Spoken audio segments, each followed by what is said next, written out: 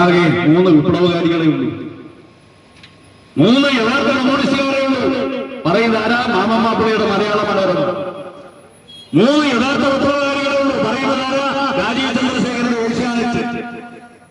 ഏഷ്യാനെറ്റ് ഇങ്ങനെ മെനഞ്ഞെടുത്ത് കൊണ്ടുവന്നിട്ടുള്ള മഹാവിപ്ലവകാരി.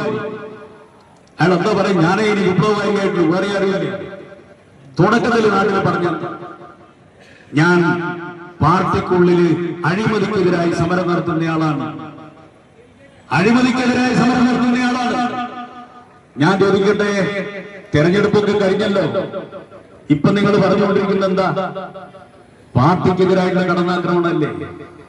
പെരുന്നുണയല്ലേ നിങ്ങൾ തുടർച്ചയായിട്ട് പ്രചരിപ്പിച്ചുകൊണ്ടിരിക്കുന്നത്? എത്രമാത്രം നുണകൾ! പയ്യന്നൂരില് CPM എന്ന് പലരും പുറത്തു പോയിട്ടുണ്ട്.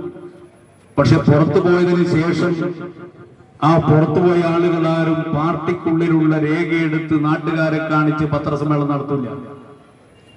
പാർട്ടിക്കുള്ളിലുള്ള സമയത്തുള്ള നിലപാടുകൾ വെച്ചുകൊണ്ട് നാട്ടുകാരോട് എന്തെങ്കിലും വിളിച്ചു പറയുന്നത് നിങ്ങൾ ആരെങ്കിലും കണ്ടിട്ടുണ്ടോ? എത്ര ഉന്നത സ്ഥാനത്തിരുന്നവർ പാർട്ടിയിൽ പോയിട്ടുണ്ട്. അവരൊക്കെ പുറത്തു പോകുന്നത് വിട്ട് എന്തെങ്കിലും പറയുന്നത് കണ്ടിട്ടുണ്ടോ? ഞാൻ ഈ മനുഷ്യനെ കുറച്ചു കാലമായി കാണാൻ വേണ്ടി തുടങ്ങിയിട്ടുണ്ട്.